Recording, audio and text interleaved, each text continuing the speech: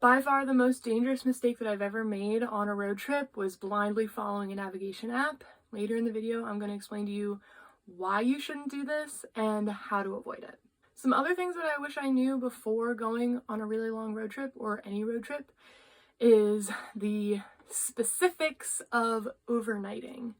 So there are lots of places that you can park your vehicle overnight, but that does not mean that you can sleep in that parked vehicle overnight. So I found myself in a lot that allowed overnight parking, and I had someone who worked at that business come out and tell me that if I was sleeping in my vehicle, then I couldn't park there overnight. So that's a very specific distinction that I wish I had known about before I tried to sleep there. I also made the mistake of assuming that you could stay overnight at all rest stops. That is not the case. Some of them do not allow overnight parking or overnight sleeping, so do your research ahead of time.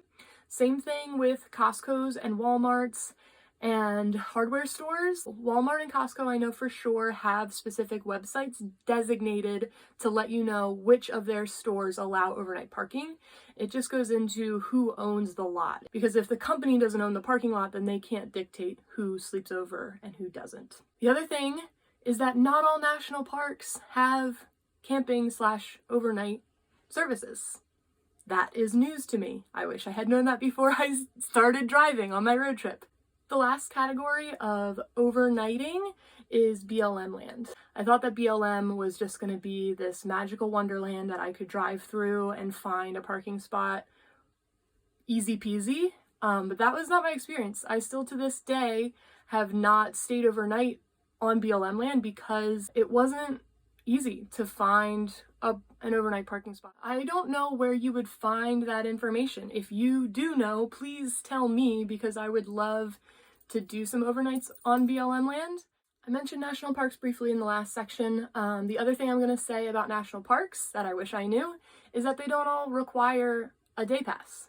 So if you're thinking that you're going to go on this road trip and see all kinds of national parks and you need that $80 annual park pass, that's not necessarily true.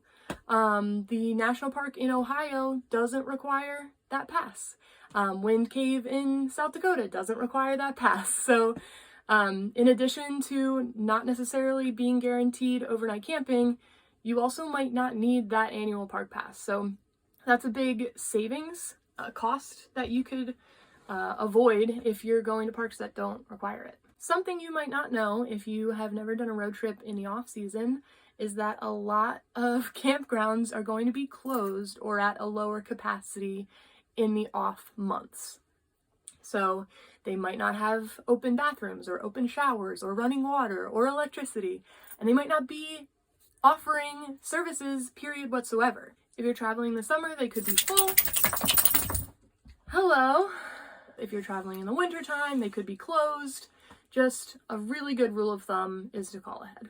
My next piece of advice is not to plan too far in advance, because you could get into a situation where you're in a beautiful place and you just want to spend another night, but you made a reservation at a different park 500 miles away for that night. My new method is sort of to find out where I'm going to spend the night that day. Same day, just call ahead, make a reservation that day. So that way, if there's bad weather, if there's some sort of mechanical or medical issue, you have the freedom to stay as long as you want in a certain spot if you don't have reservations for the next day and the next day and the next day. From a person who loves having everything nailed down and knowing where I'm going to be, it actually brings a lot more anxiety and stress knowing that I have to be in a certain place at a certain time. The last and most important thing, if you take nothing else away from this video, it's do not blindly follow your navigation app. It has gotten me into very scary situations on back roads, in bad weather, on roads that are not even main roads. They're like private property and all kinds of things. So always verify your route with another source, whether it's a blog post you follow or a road trip planner or a physical atlas. That's my personal favorite way to do it. If you're intimidated by atlases, I would say just try. It's really easy to get the hang of, especially if you have someone who knows what they're doing explain it to you. It could probably take 15-20 minutes to feel comfortable on. I bet you could find a video on YouTube about reading an atlas. If I could only give one piece of advice, that's what it would be. If you want to know more about what it's like to live in a vehicle, I recommend watching this video that I made about how much it costs to live on the road.